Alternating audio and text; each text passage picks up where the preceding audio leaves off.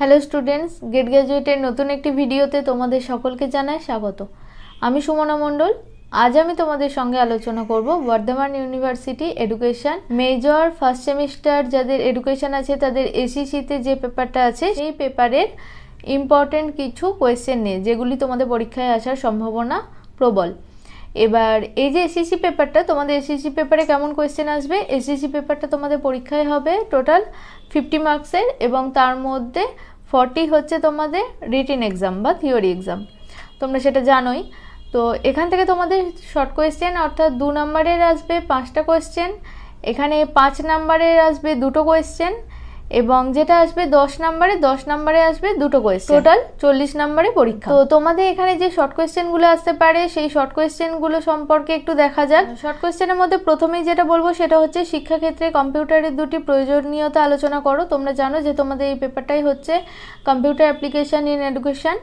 তো শিক্ষাক্ষেত্রে কম্পিউটারের দুটি প্রয়োজনীয়তা তোমরা দেখবে, বা শিক্ষাক্ষেত্রে কম্পিউটারের দুটি সুবিধা, শিক্ষাক্ষেত্রে কম্পিউটারের দুটি অসুবিধা, এরকম কম্পিউটারের যে শিক্ষাক্ষেত্রে ভূমিকা তার উপরে ছোট কয়েকটি কোয়েশ্চেন অ্যান্সার তোমরা রেডি করতে পারো। নেক্সট যেটা সেটা হচ্ছে কম্পিউটারের দুটি কার্যাবলীর উল্লেখ করো। 3 নাম্বার, শিক্ষা প্রযুক্তির সংজ্ঞা দাও, অর্থাৎ এডুকেশনাল টেকনোলজি বলতে তুমি কি বোঝো সেই শিক্ষা প্রযুক্তির সংজ্ঞা দাও। আর শিক্ষার সঙ্গে এর সম্পর্ক কি, মানে শিক্ষার সঙ্গে এই যে প্রযুক্তি শিক্ষাক্ষেত্রে কতটা অবদান রেখেছে তার উপরে সংক্ষিপ্ত যে ধারণা তোমার সেই সম্পর্কেই জানতে চাওয়া হবে, যে শিক্ষাক্ষেত্রে শিক্ষার সঙ্গে এর সম্পর্ক কি। নেক্সট যেটা সেটা হচ্ছে 5M বলতে কি বোঝো, অর্থাৎ শিক্ষা প্রযুক্তিতে 5M বলতে কি বোঝানো হয়। যথা আমরা জানি যে এখানে মেশিন থাকে, মেটেরিয়াল থাকে, মিডিয়া থাকে, মাস থাকে এবং মেথড থাকে। এই 5টা যে প্রসেস, এই 5টার এমকে নিয়ে 5M এর ধারণা এসেছে। তো এই 5Mকে কি বলা হয় বা 5M বলতে তুমি কি বোঝো এটাই জানতে চাওয়া হবে।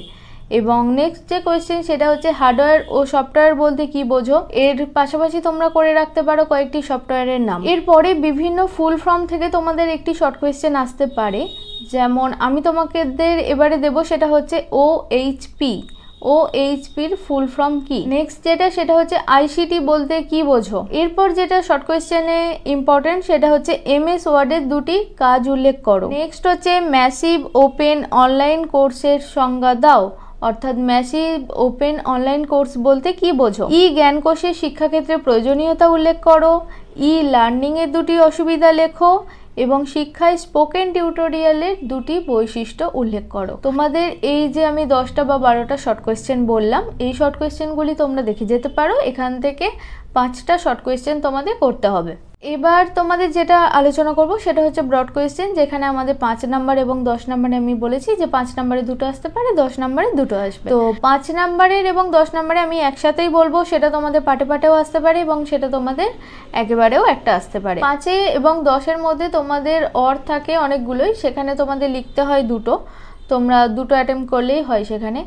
তো 5 এবং 10-এর আমি একসঙ্গে যেটা বলবো সেটা হচ্ছে প্রথমেই বলবো MS ওয়ার্ড ব্যবহারের সুবিধাগুলি কি কি। এটা 5-এর জন্য বললাম যে MS ওয়ার্ডের ব্যবহারের সুবিধাগুলি কি কি। নেক্সট যেটা ইম্পর্টেন্ট কোয়েশ্চেন এবারের জন্য সেটা হচ্ছে MS এক্সেলের ব্যবহার, সুবিধা অসুবিধাগুলি আলোচনা করো। এটা তোমাদের 10-এ আসতে পারে 4+4+2 হিসাবে। যেমন MS এক্সেলের ব্যবহার, এখানে তুমি MS এক্সেল বলতে কি বোঝো তার বৈশিষ্ট্য ব্যবহার লিখলে 4-এ, এবং তার সুবিধা এবং অসুবিধা আলোচনা করতে বলেছে। সুবিধা তুমি 4-এ লিখবে এবং অসুবিধা 2-এ লিখবে। এইভাবে একটি কোয়েশ্চেনকে তুমি সাজিয়ে লিখবে। এরপরে যেটা বলবো সেটা হচ্ছে MS অফিস বলতে কি বোঝো। MS অফিসের উপাদানগুলির নাম লিখে সংক্ষিপ্ত আকারে বর্ণনা দাও। এখানে MS অফিস বলতে কি বোঝানো হয় সেটা তুমি লিখবে, সেটা 2-এর মতো লিখবে। এবং MS অফিসের যে বিভিন্ন উপাদান, অর্থাৎ আমরা জানি যে MS Word, MS PowerPoint, MS Excel ইত্যাদি যে যাবতীয় উপাদানগুলি আছে সেখান থেকে তুমি 4টে বা 3টে নিয়েও আলোচনা করতে পারো। আর নেক্সট যেটা 5 এবং 10-এর মধ্যে আমি ইম্পর্টেন্ট সেটা বলবো, বিদ্যালয় শিক্ষায় ICT সংযুক্তিকরণের লক্ষ্য সমূহ আলোচনা করো। বিদ্যালয় শিক্ষায় যে ICTকে সংযুক্তকরণ করা হচ্ছে তার লক্ষ্য সম্পর্কে আলোচনা করো। এরপরে যেগুলো বলবো সেটা হচ্ছে ভার্চুয়াল ল্যাবরেটরি সম্পর্কে সংক্ষিপ্ত ধারণা দাও। এটা তোমরা 5-এ রেডি করতে পারো।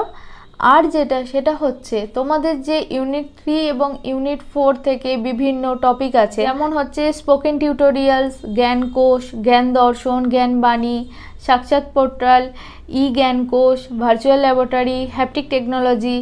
এছাড়াও ইউনিট 4-এ যেগুলো আমরা জানি যে e learning, mobile learning, distance learning, massive open online course, Wikipedia, এই যে তোমাদের সিলেবাসে যেগুলো আছে সেগুলো খুব বেশি না। তোমরা এগুলোর সংজ্ঞা, এগুলোর 4টি করে সুবিধা, 4টি করে অসুবিধা, বৈশিষ্ট্য, এগুলো তোমরা দেখে যাবে।